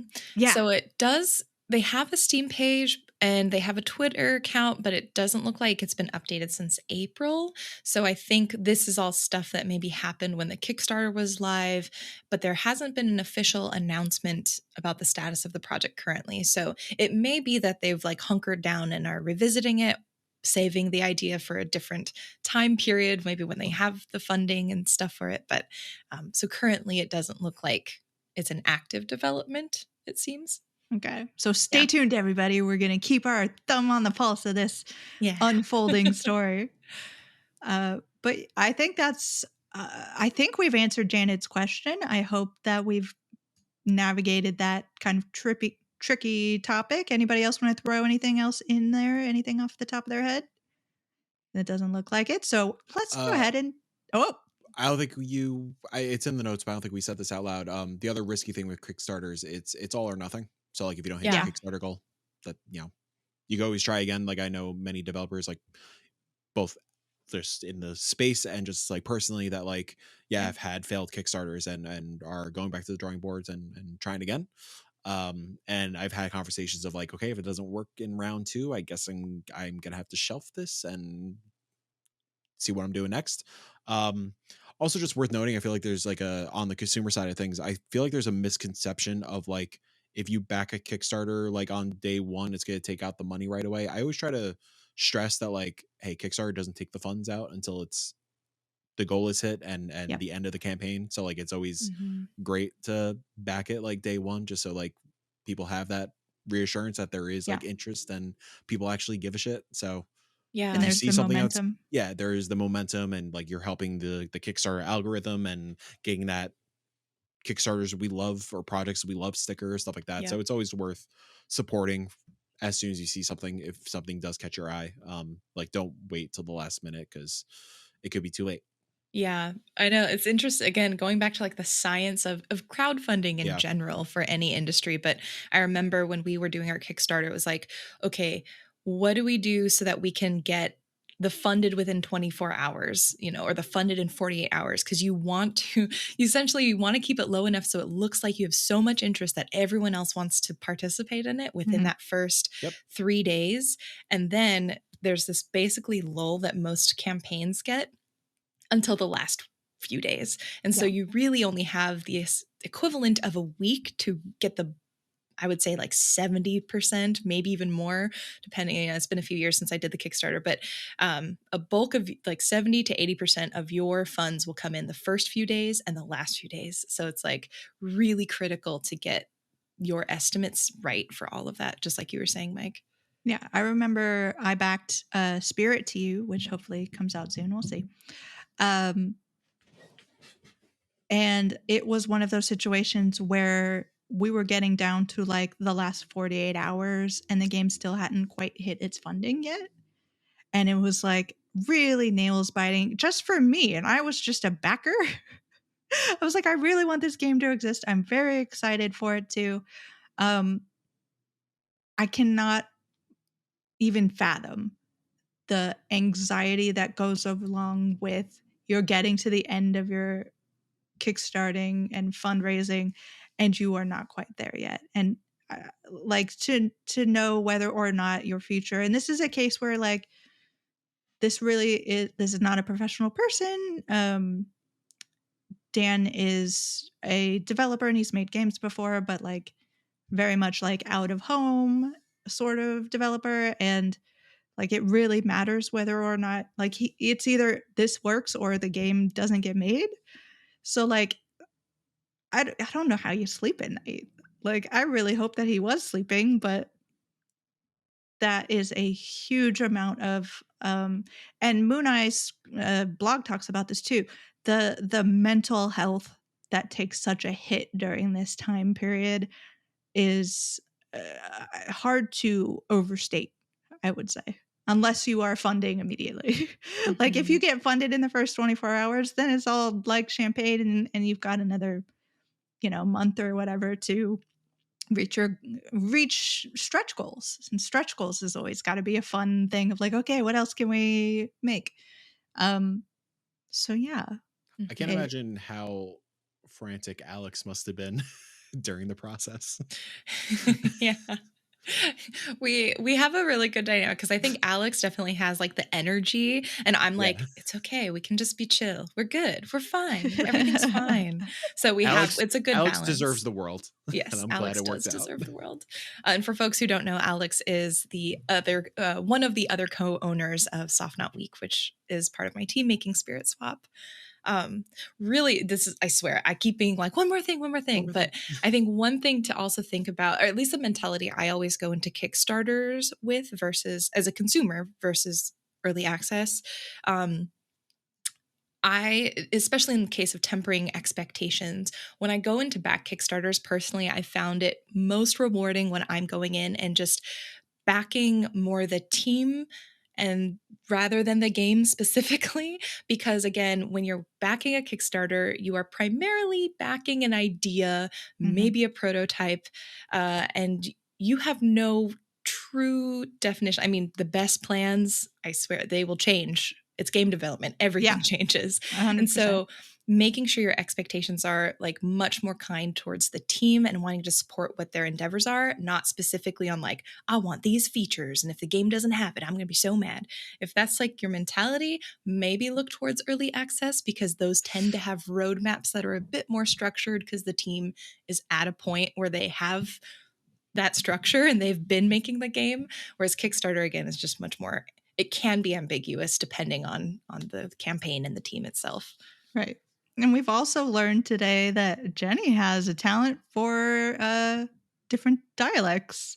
That was fun. I want that character to come back sometime, Jenny. Switching over from topic of the show, let's go ahead and talk about the games we've been playing. I believe most of us will have this on our list, and Mike is going to have something to say before we can get into it, but I want to shout out Harvest Island. So, Mike, go ahead. Harvest Island is my client. I am going to stay very quiet during the segment. I did not sway Jenny or Jill during this. Continue. Yeah. So Harvest Island is a sort of difficult game to talk about because it's one of those games. Because I'm in the room. Yes. No, it's a joke. Mike, we need you to leave immediately. It starts out very Stardew Valley-esque. You are on a farm, you have a little sister, you are doing chores. The big difference you kind of see off the bat is that all of your efforts are geared towards producing materials for the gods, which are represented by statues. And they have demands for you every day that you have to complete. You have to offer to them the harvest that they ask for, or else they will ask for more. And no one really knows what happens if you don't give it to them. But you were going about the day, and I am absolutely in love with just I knew the art looked great. I'm always a fan of hand-drawn and pixel kind of vibes, but I wasn't really expecting the strong emotional core that you were gonna get between the brother and the sister, where they're just like, we're collecting eggs, and then the little sister is pretending to be like a chicken or helping the chicken fly, and they have these unique they're not animations, but they're like the character avatar as the dialogue is happening is doing like these cute unique things that really bring to life the scene that you're not actually seeing. It's not a cutscene or anything, but you can like see it in your brain. So like the little girl is pretending to be a chicken, or pretending that chickens can actually fly, or she's deathly afraid of goats or sheep. So her brother puts water on her and promises that like sheep are afraid of water, so that you won't get eaten if I dump water on you. And it's just like, I love this connection so much that what happens soon after this first day, or at the end of this first day, makes me afraid of everything I know. I don't trust anything because now I'm invested in this relationship and they're going to use that against me in some way. So as you're playing this game, you start to get signs, and I don't want to like mess anything up, but you stumble across things that tell of a more sinister underbelly. There is something happening here that is not as it seems and should not be happening. And I love, it's a metagame thing, and it's the sort of thing with like Tunic and games that I just really love. There is something in the metagame that is happening at the level of the player that is happening like separate from what's happening in the game. So like for me, I know what these signs are. Like the person stumbles across my character stumbles across technology they don't understand. I know what it is. And if I were trying to be helpful, I'd be like, don't go anywhere near this. Just go play with your chickens. Like, don't, like, the killer's in there, there's no killer. Or is there? But like, metaphorically speaking, if you're watching a horror movie, you're like, don't separate the group, don't go out in the dark alone, sort of thing. But like, as a player, I'm controlling these characters and making them do it. So I myself as a player have to question my moral integrity. Like, who am I as a person that I am making this person feel this way? And I just love this kind of thing in a game.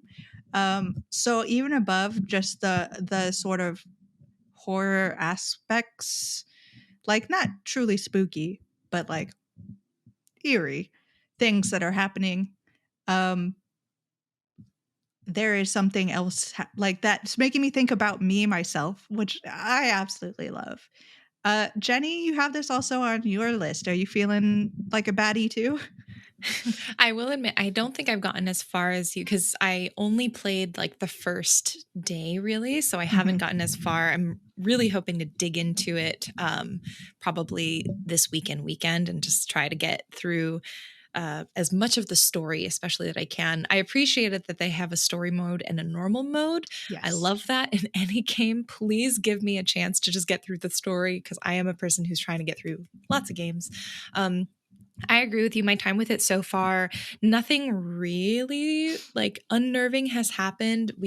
I've mostly walked around with my younger sister and collected things. I did appreciate the way that the characters, like the relationship was shown, like you were saying, where you really get a sense of what the sibling like connection is, getting to know the characters. I think it's really interesting the way that they've taken on some of these basic farming mechanics and added like the way that you interact with the animals is just a little bit different, and the way you go into the pens, it's like its own little window. So I thought that was pretty interesting. And again, the element of leaving offerings for some kind of unknown deity, and how the offerings will change depending on if you take too long. And there's a whole lot that is introduced very, very early in the game that does leave room for that mystery to unfold. And I'm very excited to dive in.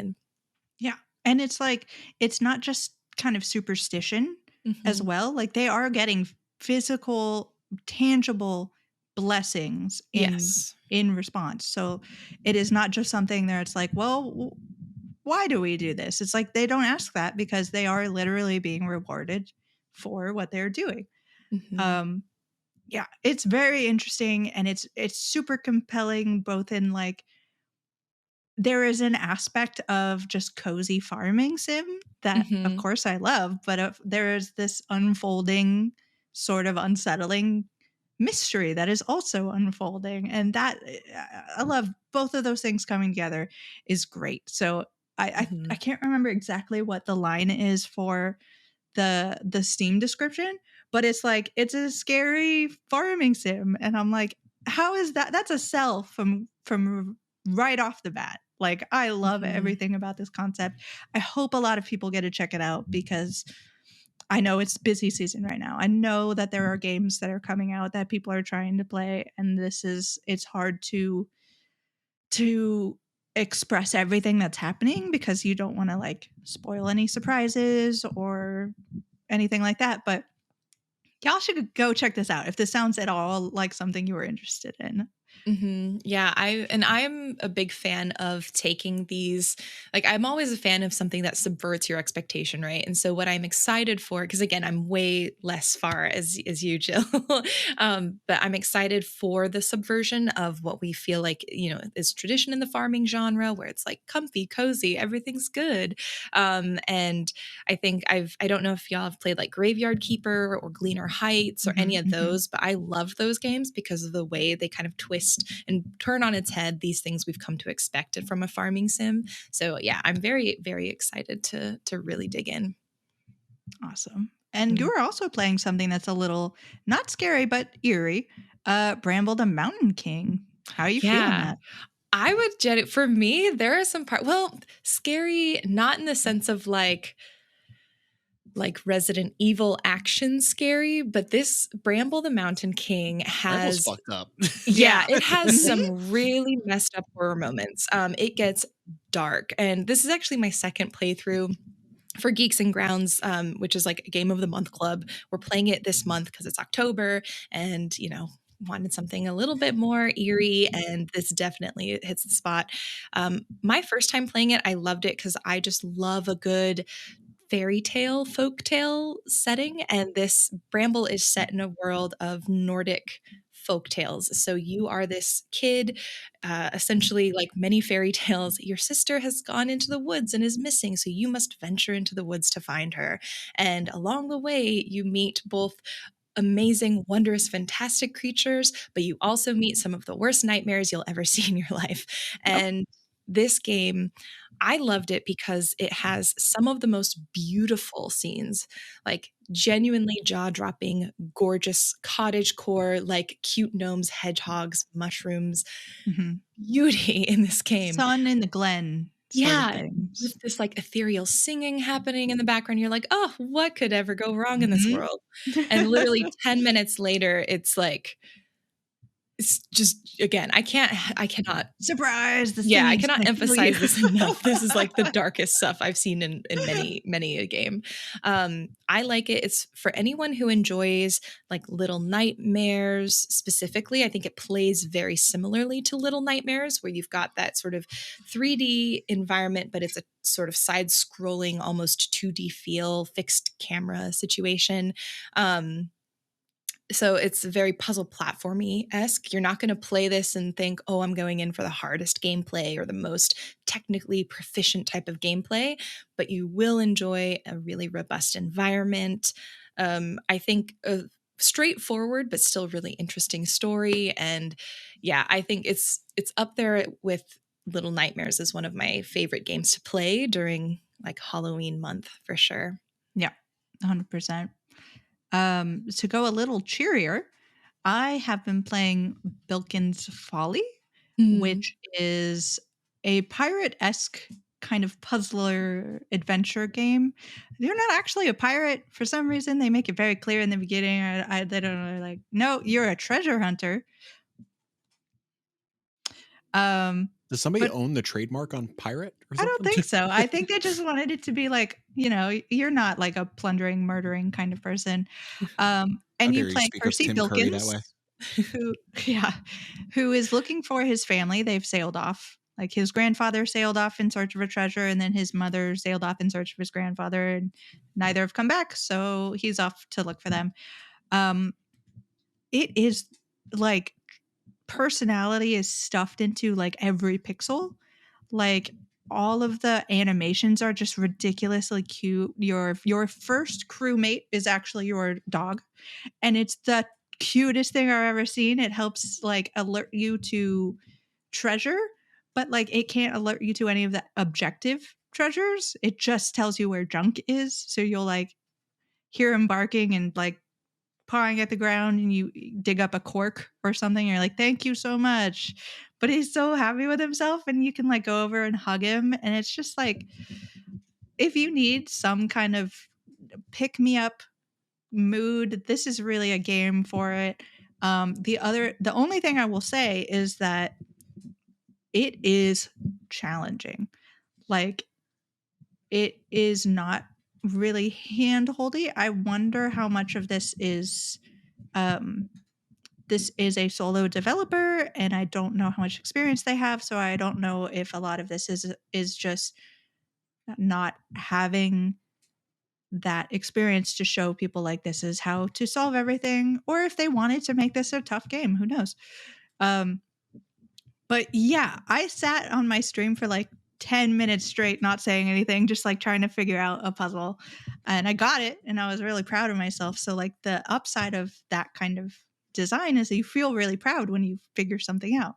But the harsh thing is that you can get stuck a lot.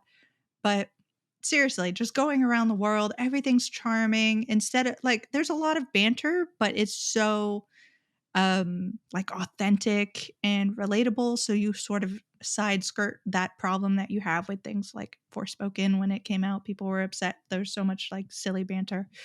um it's just a really fun, good time sailing around the ocean with your dog. So go and check that out. But a game that has absolutely nothing but good design, Mike, what's Oh on your my list? god. Cocoon is so brilliant. I'm so excited to play it. Jill, you're right. Mike was not too dumb for Cocoon. Yeah.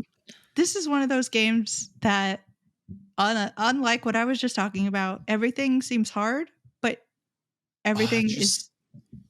Everything has purpose. Everything is designed with a specific function in mind, and something that is not too difficult or too daunting. Like, Cocoon has a way to mitigate frustration while amplifying the aha moments. Mhm. Like, there were 2 moments where I had to look up on a walkthrough like what to do, but even after I found the solution, I was like, oh, obviously, of course, I just didn't look carefully enough.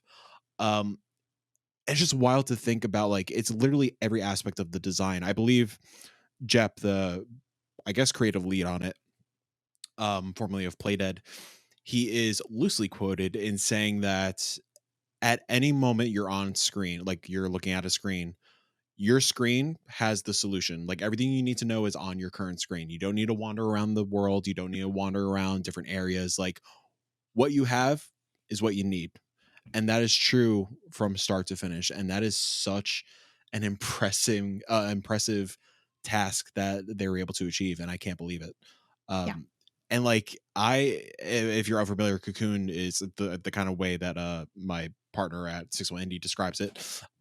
Kyle, it's like the Russian nesting dolls, where it's like a doll inside a doll inside a doll. Except with Cocoon, you are carrying orbs, and the orbs are worlds, and the worlds, like, you could go like a world inside of a world inside of a world, and some of the puzzles span the multiple layers of worlds, like back and forth. And Like, at one explaining point, that sounds so it sounds so hard, bonkers and intimidating. And like, I was super intimidating starting the game up, and like, thank God for Game Pass. I would have gave it a shot anyway, but like, thank God for Game Pass, where like there was no like barrier of entry, and like, just if I needed to let go, I could let go. But like, it just works so well. Everything makes sense. And I also want to shout out, even like outside of gameplay and stuff, the load screen, the UI for the load screen and the checkpointing system and the progression, probably the most, not only the most beautiful load screen I've ever seen in my life, but the most intuitive way to go back for a collectible, or go back to try a puzzle, like give it another shot, or so on and so forth. It's just, yeah, every aspect of that game is like remarkable.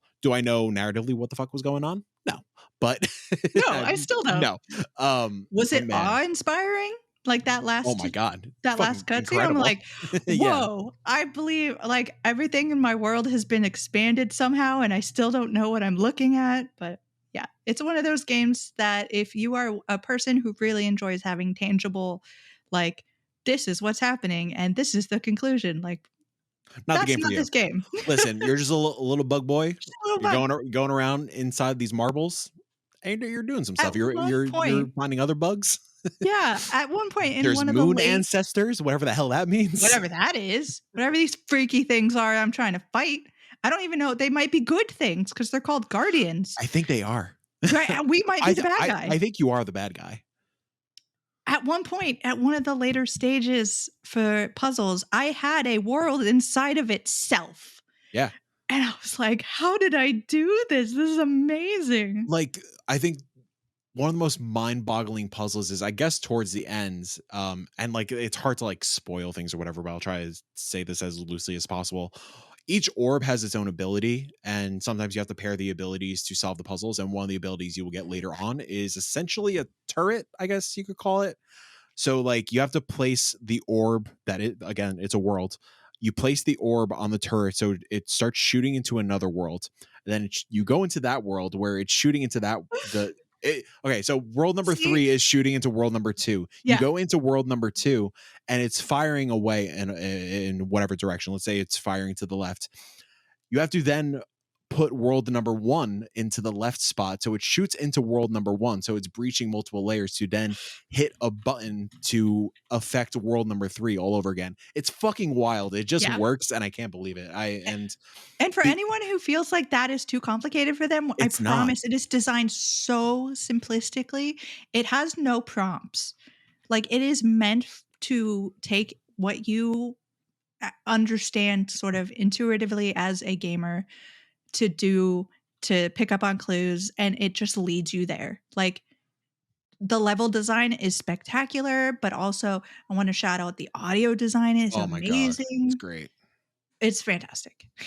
I'm curious because again, I just haven't started it, but is this like a weekend game that you can finish? Yes. 2 settings. Love it. I did it all in one sitting. I couldn't it's stop. 3 hours. 4-ish, maybe. And that's like a 3 to 4 hours to like 100%. I get all the collectibles, like whatever, like start to finish. Nice. It's so good. Yeah. Short. Please check that out. If you have not checked that out, please go. Cocoon might be my game of the year. I will see. I know it's like that and Dredge are like really teetering for me.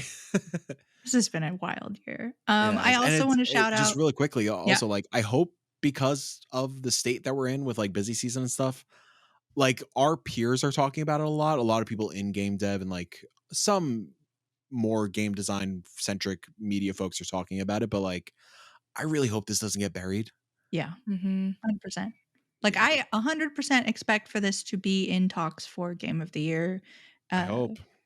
At all levels. Like, if Yeah. I see this on the Game of the Year Game Awards category, I wouldn't be shocked because it is really very good. This will, I'm going to make a bold prediction. This will win the Game of the Year at DICE. Okay. Because You of heard it here, design folks. and whatnot. Oh, I'm excited to play. Yeah. If you play it on stream, I'll watch and say nothing. My favorite way to describe the game is, and I think I might have said this on this podcast already, so forgive me for repeating myself, but if you've ever watched the hit film Men in Black, this game is The Galaxy is on Orion's Belt, the video game. I love that. That's perfect. Absolutely. I want to shout out another game that Mike is involved with, so he has to disclaimer, Super 56, Wild. I played it on my site's birthday stream. And I'm just the whole time I'm like, Mike, why are you having me play this? What is this? But I couldn't stop. It was a lot of fun. And then Tiny Sticker Tail came out, and like I 100%ed it, and I wasn't expecting that. And it's essentially a world that is set out in like a grid, and you're sort of uncovering the grid as you walk through, and each grid piece has a little puzzle, and you get different things, and like you're like everything's a sticker, so you can like pick it up and put it in your sticker album and then move it to another place and put the sticker there. It is 100% a quick and easy and fun and delightful game. I think it only takes a couple of hours to do. So please go check that out if you're at all interested. This is Ogre Pixel, and their first game. I forgot the name of it. I'm trying to think of it. Something was Village. it Meg? Wasn't it Meg's? Didn't they do Meg's Monster as well? Did they do Meg's Monster as well? Oh, did they? I don't So think Tiny so. Stick, it's the same kind of art style and maybe they same did Lonesome characters. Village for sure. Lonesome Village. Yes. Thank you. I feel like they also did. I didn't know that. Meg's Monster. Okay, they also did Meg's Monster. So Meg's Monster's really good. Was that this year also? Meg's Monsters? They're doing things. Like I feel like that was something was going down with that this year. Yeah, because remember Austin on 6-1 was talking about it this year. Yeah. Maybe they wait, hold on. Sorry. Retracted. They didn't do it. Never mind. They did not do Meg Monster, but they did do Lonesome Village for sure. So yeah, if you liked that, or you like a little puzzle game that's very charming and very kind of straightforward and you can get through quickly, that's gonna be it. Jenny, Also, do you have anything else to shout out? I was just saying also Tiny Sticker Tail was a Kickstarter game, so that's kind of cool. Yes, it was. The other game I've been spending time in is Sugar Shack. This one is no mystery, no creepy things hiding in the background. This is more of a pure farming game. But the twist is instead of a more traditional farming setting with cows and pigs and vegetables, you're growing some vegetables, but you're also managing like a maple syrup, extraction. You're a maple syrup farmer. I don't know what you even call what you do when you do maple syrup stuff, but syruper. Yeah, you're a syruper. And so Cereal syruper.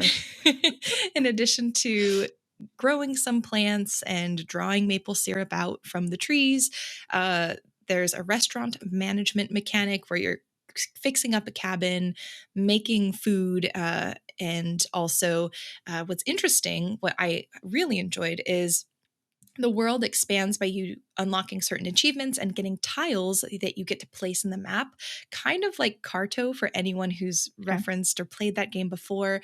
And so you kind of build the world as you expand your skills and grow as a maple syruper. And so cereal syruper. Yeah, as a cereal syruper. Pretty cute. I will say it was a little bit rough going and a little bit slow for me at first. Like the first 30, 45 minutes, I was like, I don't really know about this. The visuals took a little bit to click for me. The mechanics, I think some of the tutorialization didn't like stick with me as a player. I also am notorious for not reading tutorials very thoroughly. So, your gamer. mileage may, Yeah, your mileage may vary. For me, it took about 45 minutes. I wasn't sure. And then once I got into the flow of things, especially the restaurant management and the cooking portion, that felt really fun. And so I'm excited to play some more and see how the progression works. But for folks who are like unsure of it, know that there may be a bit of a slower start. But I thought it was really cool. I like the blend of different sort of unique mechanics and things they've put in there. 100%. I'm gonna have to check that out, and I don't have time to check stuff out. You know. Yeah. Here's the thing I love about being on this podcast with y'all. You're here and you're talking, and you're like, if anyone has played like Carto, and me and Mike and both everyone's go, like, yep. And it's like, oh yeah, this everybody has played this. You know, like this is a game like in any other gaming community of people that we might be talking with. You could throw that out there, and people will be like, I have no idea what you're talking about. So it's really fun to be in a group of people that are like, yeah, yeah. Yep. Why wouldn't I know what Carto is? I've played that like 5 times. Mike, it looks like you have a shout out. Yeah, before we close things out, Next Fest is all the rage right now, but I do want to shout out that the IGDX Festival is also happening. This is the Indonesia Game Developer Exchange Fest. This literally just popped up in the middle of the podcast recording because A Space for the Unbound is now 30% off. Please play A Space for the Unbound. Honestly, that was up there as one of my games of the year. Yeah, like this was literally a January 19th release. So I feel like a lot of people may have forgotten about it, may have missed it. Please play it. It's sincerely one of the most special experiences of the year by fantastic folks, both developer Mojikin and publisher Toge Productions. There's also some other sales going on, like Knight vs. Giant just released. It looks like a really cool like action roguelike. Troublemaker, which I didn't realize Troublemaker came out, but it's kind of like Bully. If you miss Bully, check out Troublemaker. It's like an action RPG beat 'em up based in a school, and other things are just getting shout out. Like Fairy Afterlight is a 2D platformer that has been on my radar that came out recently. There's a lot of really cool stuff on here. So if you go to the Steam page for A Space for the Unbound, they have a banner for the festival, and yeah, you can check out a lot of cool previously released, some stuff that's on sale, and some upcoming stuff to add to your wish list. And with that, that's the end of this week's council. Thank you everyone for watching. Thank you for everyone on the council coming. If you are interested in the audio only version of the podcast, you can find us on Spotify, Apple Podcasts, and Google for as long as Google Podcast still exists. And the Indie Council has its own socials. You can type in the Indie Council on Twitter. I'm sure I refuse to call it X. It's going to be Twitter. And I think also we have Blue Sky and other things. Sure. I think it's Janet just is actually the one who's sort of behind all of that. So, yeah, with that, the session is closed. Go play some indies.